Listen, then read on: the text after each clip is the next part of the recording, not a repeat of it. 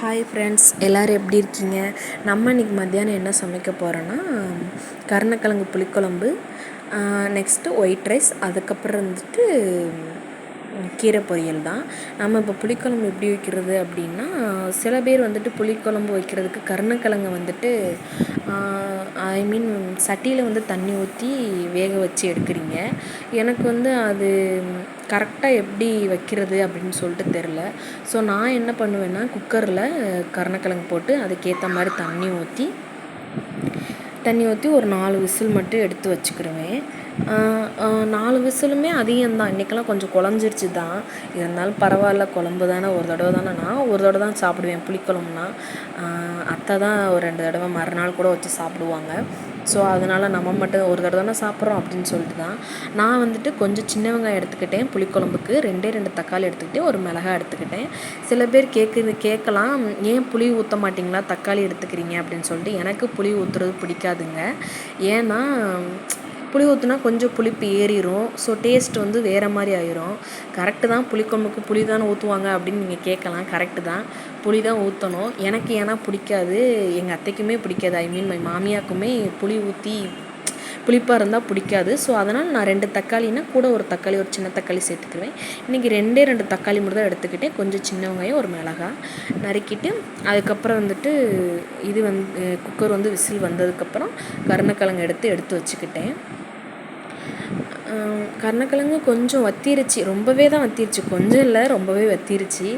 ஏன்னா 15 நாள் ஆச்சு இல்லையா, ஸோ அதனால் ரொம்பவே வத்திருச்சு. சொல்லுங்கள், கமெண்டில் சொல்லுங்கள், எத்தனை நாள் கழித்து வைக்கணும், கருணக்கிழங்கு வாங்கினா எத்தனை நாளுக்குள்ளே வைக்கணும் அப்படின்னு சொல்லிட்டு எனக்கு கமெண்டில் சொல்லுங்கள்.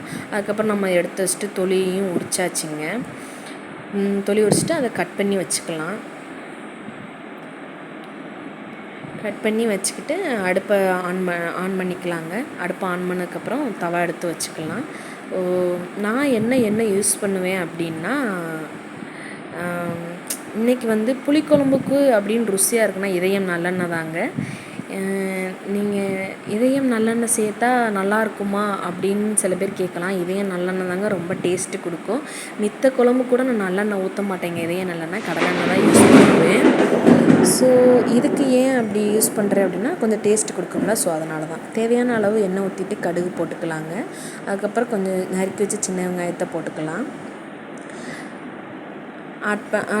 சின்ன வெங்காயம் போட்டு மிளகாவையும் ஆட் பண்ணிக்கலாம். ஆட் பண்ணிவிட்டு கொஞ்சம் நேரம் வதக்கிக்கலாம். நான் வந்துட்டு சாரிங்க, இதில் வந்து தக்காளி வந்து ஆட் பண்ண காமிக்கிறது மறந்துருப்பேன், தப்பாக நினச்சிக்கிறாதீங்க. அது வந்து சூட் பண்ண மறந்துட்டேன். கருவேப்பிலையும் போட்டுக்கலாம். நல்லா வதக்கினதுக்கப்புறம் அந்த தண்ணி ஊற்றுறது, இந்த பொடி போடுறது எல்லாத்தையுமே நான் மறந்துட்டேங்க. ஸோ நெக்ஸ்ட்டு வீடியோவில் கரெக்டாக நான் போட்டு காமிக்கிறேன், சாரி. அதுக்கப்புறம் வந்துட்டு நல்லா தண்ணி கொதித்ததுக்கப்புறம் நீங்கள் என்ன மிளகா பொடி யூஸ் பண்ணுவீங்க அப்படின்னு சொல்லிட்டு கமெண்டில் சொல்லுங்கள். நான் வந்துட்டு வீட்டு குழம்பு பொடி, புளிக்குழம்பு பொடி தாங்க யூஸ் பண்ணுவேன். எங்கள் அத்தைக்கு வந்து வெளியே வாங்குறது பிடிக்காதுங்க, வீட்டிலையே ஸோ வாங்கி போட்டு வச்சுக்கிறணும் அப்படின்னு சொல்லுவாங்க. ஸோ அவங்க தான் வறுத்து எல்லாம் பண்ணி கொடுப்பாங்க. அப்புறம் ரெடி ஆயிடுச்சுங்க, இறக்கிக்கலாம்.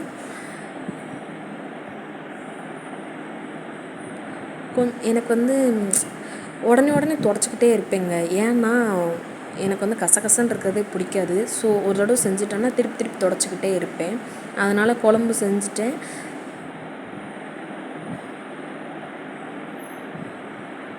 அதுக்கப்புறம் கீரை பொரியலுங்க. கீரை பொரியலுக்கு வந்து கீரை இருந்துச்சுங்க, முந்தா நேற்று வாங்கின கீரை இருந்துச்சு. ஸோ அதை வந்துட்டு என்ன பண்ணேன்னா, கொஞ்சம் எங்கள் அத்தை சொன்னாங்க, கொஞ்சோண்டி மட்டும் கீரை குழம்பு வச்சுருமா, ஒரு மறுநாள் 2 நாள் கழித்து பொரியல் பண்ணிக்கலாம் அப்படின்னு சொன்னாங்க. ஸோ கீரை பொரியல் பண்ணுறதுக்கு நான் கீரையெல்லாம் கட் பண்ணி வச்சுக்கிட்டேன். அதுக்கப்புறம் சின்ன வெங்காயம் தான் ஆட் பண்ணேன். யூஸ்வலி நான் பெரிய வெங்காயம் தான் ஆட் பண்ணுவேன். எங்கள் அத்தைக்கு வந்து அது பிடிக்காதுங்க.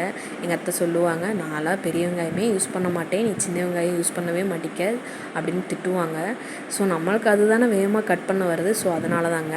இருந்தாலுமே எதுக்கு சின்ன வெங்காயம் போட்டால் நல்லாயிருக்கும் அப்படின்னு நம்மளுக்கே தெரியும் இல்லைங்களா. ஸோ அதனால தான் நான் இன்றைக்கி வந்து கீரை பொரியலுக்கு வந்து சின்ன வெங்காயம் தான் எடுத்தேன். அப்புறம் ஒரு 4 மிளகாய் எடுத்துக்கிறேன். அப்புறம் சட்டி வச்சுட்டு கடுகு தேவையான அளவு எண்ணெய் ஊற்றிக்கிட்டு வெங்காயம் பச்சை மிளகாய் போட்டேங்க. வதக்குனதுக்கப்புறம் கீரைக்கு வந்து ஏன் கருவேப்பிலை போடலையா அப்படின்னு நீங்கள் கேட்கலாம். கீரைக்கு வந்து கருவேப்பிலை போட மாட்டோங்க, நாங்கள் போட மாட்டோங்க. நீங்கள் போடுவீங்களா இல்லையான்னு கமெண்டில் சொல்லுங்கள். அப்புறம் கழுவுன கீரையை போட்டுக்கலாங்க. போட்டுக்கிட்டு நல்லா வதக்கிக்கலாங்க.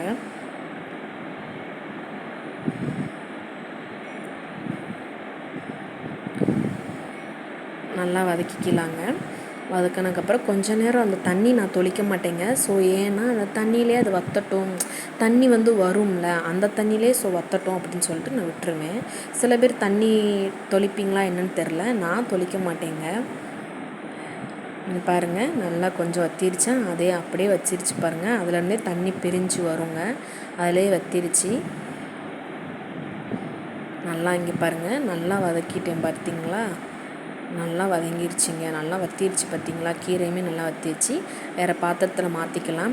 எங்கள் வீட்டில் எப்படின்னா வேறு பாத்திரத்தில் உடனே மாற்றி வச்சுருவோம். சப்போஸ் ரொம்ப இருக்குது அப்படின்னா அந்த பாத்திரத்தில் இருக்கும். மத்தியானம் சாப்பிட்டதுக்கப்புறம் மாற்றி வச்சுருவோங்க. தண்ணி அரிசி நனைய போட்டேங்க சாப்பாட்டுக்கு. உலையும் வச்சுட்டேங்க சட்டியில். நீங்கள் யார் யார் குக்கரில் வைப்பீங்க, சாப்பாட்டில் அடுப்பில் வைப்பீங்க, ஐ மீன் பாத்திரத்தில் வைப்பீங்கன்னு சொல்லுங்கள். அப்புறம் அரிசி கழுவிக்கிட்டியாச்சுங்க. தண்ணி கொதிச்சிருச்சிங்க இல்லைங்களா. ஸோ அரிசியை கழுவியாச்சு. அரிசியை சட்டியில் போட்டுடலாம். முந்தி நான் குக்கரில் தாங்க வச்சுக்கிட்டு இருந்தேன். இப்போ ஊடாலே ஒரு வாரம் சட்டியில் வைக்க, அதுக்கப்புறம் குக்கரில் வைக்க, இப்போ வந்து அது நல்லதில்லை அப்படின்னு தோணிடுச்சுங்க. ஸோ அதனால தான் சாப்பாடு ரெடி ஆகிடுச்சிங்க. ஸோ சாப்பாடை வந்துட்டு வடிச்சிடலாம். வடிச்சாச்சுங்க, எல்லாமே ரெடி ஆகிடுச்சிங்க. இப்போ சாப்பிட்டு பார்த்துடலாமா.